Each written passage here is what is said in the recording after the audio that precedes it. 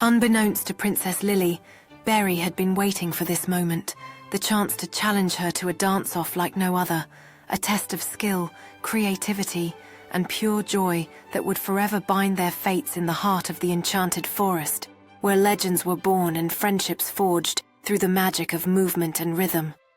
The moon shone brightly above, casting a silver glow on the forest clearing as Berry and Princess Lily stood face to face, their every move echoing the whispers of ancient trees, the flutter of wings, and the rhythm of the earth beneath their feet, ready to begin a dance that would weave their destinies together in the tapestry of time.